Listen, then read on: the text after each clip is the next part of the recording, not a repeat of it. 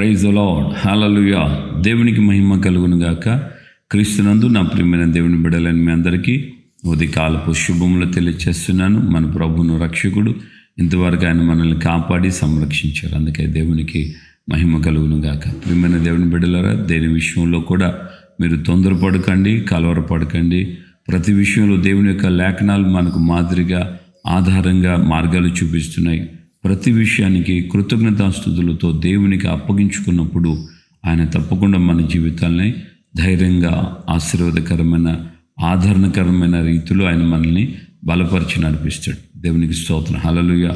So ఈ దినాన మనం దేవుని సన్నిధిలో మనసారా మనపూర్వకంగా ఆయనకు అప్పగించుకుంటూ మన జీవితాన్ని ముందుకు కొనసాగించుకుందాం. దేవుని యొక్క వాక్యం సామెతల గ్రంథంలో నుండి ఒక మాటను మనం జ్ఞాపకం చేసుకుందాం. 20వ అధ్యాయము 30వ వచనం. గాయములు చేయు దెబ్బలు అంతరంగములకు చొచ్చి చెడుతనాన్ని తొలగిస్తాయి అంటూ ఈ యొక్క గ్రంథకర్త రాశాడు. దేవుని బిడ్డలారా, ఇక్కడ ఈ మాటను గమనిస్తే గాయాలు వస్తాయి, ఆ గాయాలకి కారణాలు ఉన్నాయి. కలిగిన గాయములకు కారణాలు ఏంటంటే, ఎందుకు కలుగుతున్నాయి గాయాలు, దానికి రీజన్ ఏంటంటే అంతరంగంలో ఉన్నటువంటి చెడుతనాన్ని తొలగించడానికి దేవుడు అనుమతిస్తున్నాడు. గాయం ఒక వ్యక్తికి గాయాన్ని కావడానికి ఆ వ్యక్తిలో ఉన్న అంతరంగంలో ఉన్నటువంటి చెడుతనం నిర్మూలించబడి నిమిత్తమై గాయములు ఆయన చేయించడానికి ఇష్టపడుతున్నాడు. సహోదరుడా, సహోదరి, దేవుని యొక్క లేఖనం ఇలా చెప్తుంది. హెబ్రీ 12:6 మనం గమనించినప్పుడు, దేవుడు తాను ఎవరినైతే తన కుమారులుగా స్వీకరిస్తున్నాడో, తను ఎవరినైతే ప్రేమిస్తున్నాడో వారిని సరిదిద్దడానికి, వారిని శిక్షిస్తాడు, హెచ్చరిస్తాడు, గద్దిస్తాడు, కొడతాడు అని మనం దేవుని యొక్క లేఖనాల ద్వారా గుర్తిస్తున్నాం. అక్కడే రాయబడిన మాట ఏంటంటే, ప్రభువు చేయు శిక్షను తృణీకరించవద్దు అన్నాడు. దేవునికి స్తోత్రం, హల్లెలూయా. సో దేవుడు మన జీవితంలో గాయాలకు అనుమతిస్తున్నాడంటే కారణం మనలో ఒక ఆ యొక్క చెడుతనం, ఏదో ఒక అపవిత్రత, దేవునికి వ్యతిరేకమైన కార్యాలు మనలో ఉన్నాయి కనుకనే ఆ గాయాలు మనకు అవుతున్నాయి.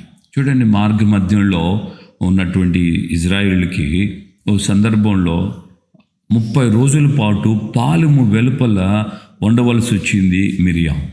మిరియాముకు గాయమైంది. ఎందుకని గాయం? ఆమెలో ఉన్నటువంటి తిరుగుబాటుతనం. ఆ తమ్ముడు నా వాడే, నేనే వాడికి అంత చేశాను, ఎంత చేశాను, అసలు నైల్ నదిలో వాడిని నేనే పెట్టింది, మా అమ్మ చెప్పినట్లుగా నేను వాడి కోసం కాపలా ఉన్నాను, వాడిని మళ్ళా తల్లి దగ్గరికి చేర్చింది నేనే, ఫరో కుమార్తె దగ్గరికి ధైర్యంగా వెళ్ళి ఆమెతో మాట్లాడింది నేనే.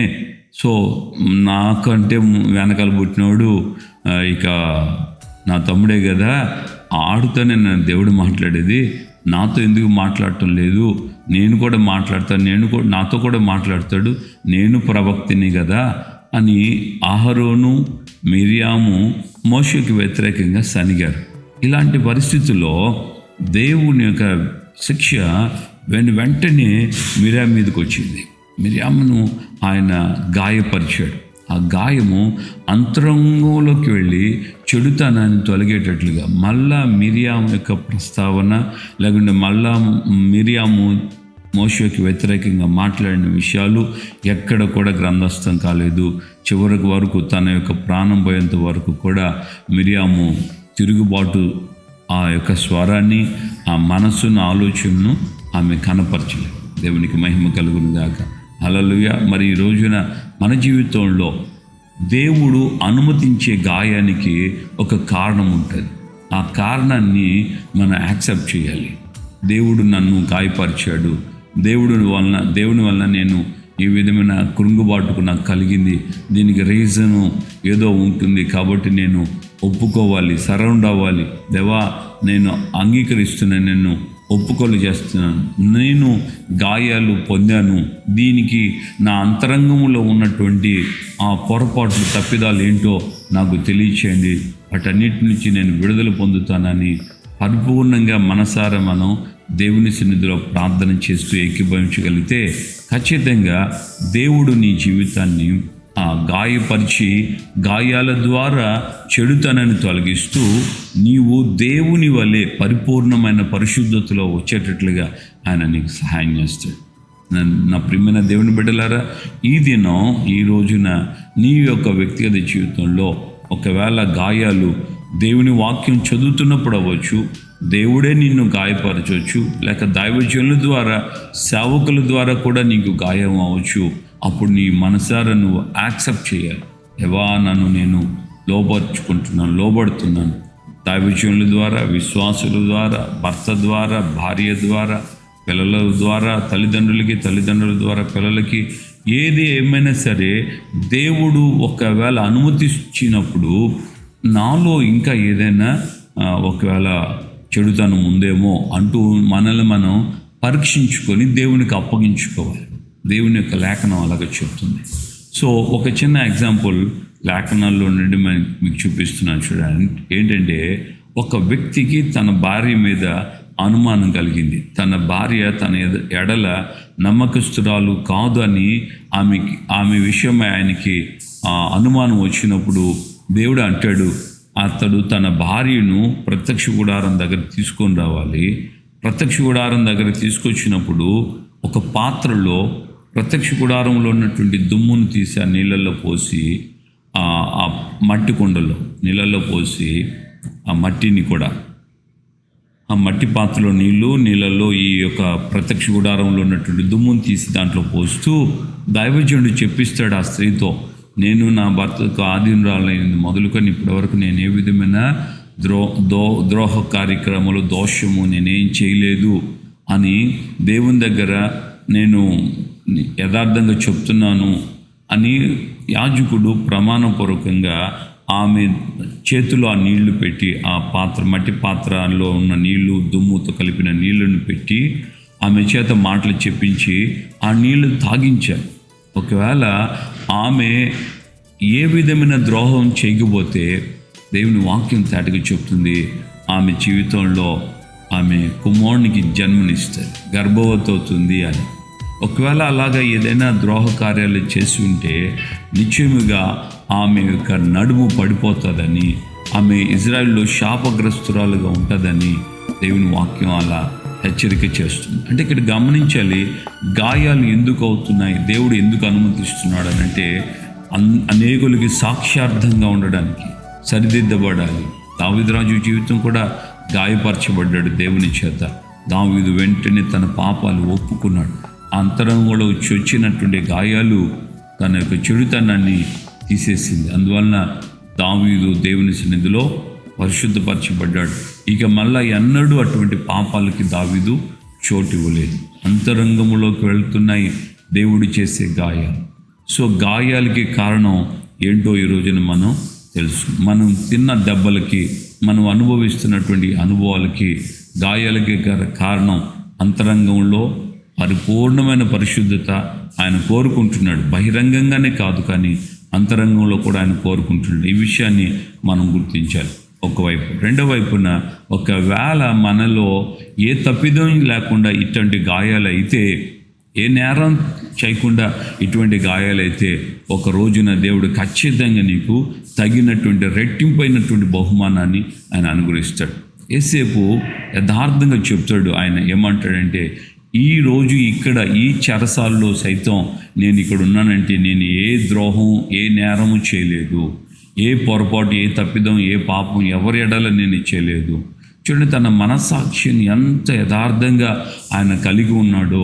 ఏసేపు ఆ విడుదల నొందేటువంటి సమయంలో పానదాయకుల అధిపతితో చెప్తున్నాడు, అయ్యా నేను ఇక్కడ ఈరోజు ఈ స్థితికి ఉండేదానికి కూడా నేను ఎక్కడ ఏ విధమైన ద్రోహం చేయలేదు, ఏ విధమైన చెడుతనం నా ద్వారా జరగలేదు. హల్లెలూయా. మరి ఈ యొక్క ఉదయకాలం ముందు నీ వ్యక్తిగత జీవితంలో నీవు దేవునికి పరిపూర్ణంగా అప్పగించుకో. ఏ తప్పిదం నీ ద్వారా జరగకపోయినప్పటికీ గాయాలైతే నిత్యంగా రెట్టింపైన దీవెనలు దేవుని కోసం ఏర్పాటు చేశాడు. ప్రార్థన చేసుకున్నాం. ప్రేమగల తండ్రి, మీకు వందనాలు. ఈ ఉదయకాలం ముందు మాతో మీరు మాట్లాడిన మీ అమూల్యమైన వాక్కులకై స్తోత్రాలు. గాయములు చేయు దెబ్బలు అంతరంగంలోకి వచ్చి చెడుతనాన్ని తొలగిస్తాయని నిజమే ప్రభువా. మాలో పొరపాట్లు జరిగినప్పుడు గాయాలు అవుతాయి. ఒకవేళ పొరపాటు జరగకుండా గాయాలైనా రెట్టింపైన దీవెనలు మీరు అనుగ్రహిస్తారు. ఈ మాటలు మా హృదయంలో అదులుపరుచుకొని మీ యొక్క వాక్యాల ఆధారంగా మా పరిశుద్ధమైనటువంటి జీవితాన్ని కాపాడుకుంటూ మీ యొక్క సన్నిధిలో యథార్థంగా అనేకులకు సాక్ష్యంగా మేము ఉన్నట్టుకు సహాయం ఇచ్చి కృపయు కాపుదల సమాధానం మెండుగా అనుగ్రహించి ఘనత మహిమ ప్రభావాలు మీరు మాత్రమే పొందమని ఈ బిడ్డలందరినీ మీరు ఆశ్రయించి ధైర్యపరిచి బలపరచమని యేసు పరిశుద్ధ నామంలో ప్రార్థన చేసి పొందున్నాము తండ్రి. ఆమేన్. మన ప్రభు అయిన యేసుక్రీస్తు కృపయు తండ్రి అయిన దేవుని ప్రేమ పరిశుద్ధాత్మిక అన్యోన్య సహవాసం సమాధానం ఇప్పుడు ఎల్లప్పుడూ సకల పరిశుద్ధులకు మనకు ప్రభు రాకడ వరకు కృపతోడే ఉండి బలపరిచి నడిపించును గాక. ఆమేన్. ఆమేన్. హల్లెలూయా. ప్రభుపేట అందరికీ వందనాలు. నిత్యముగా దేవుని యొక్క అద్భుతమైన కార్యములు మనకు జరుగును గాక. గాయాలు ఒకవేళ మనకు మేలే చేస్తాయి. గాయాలు మేలుకరమైన గాయాలుగా గాయపరచడానికి కారణం ఒకవేళ ఏ పొరపాటు చేయకపోయినా గాయాలైనా ఒక ఉన్నతమైన దీవెన అనేది మనకు ఉంటుందన్న విషయాన్ని మర్చిపోవద్దండి.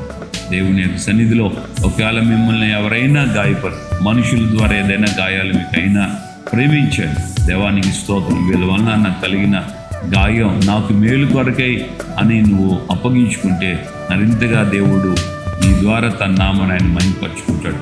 ఏసేపు తనకు గాయపరచడానికి కారణమైన పోతిఫర్ని కానీ పోతిఫర్ భార్యని కానీ ఎక్కడ కూడా ఆయన పగ తీర్చుకోలేదు. మనం ఎవరి మీద పగ తీర్చుకునే స్థితి మనకొద్దు, మనకు ఉండకూడదు. ఒకవేళ గాయాలు మనం యథార్థంగా ఉండి కూడా గాయాలు పొందితే రెట్టింపైనటువంటి ఆశీర్వాదాల కొరకైన విషయాన్ని మర్చిపోక ఈ మాటలు అనేకులకి షేర్ చేస్తూ ఈ ప్రభు యొక్క సేవలో మీరు సహభాగస్వాములు కావాలని ప్రేమతో కోరుకుంటున్నాను.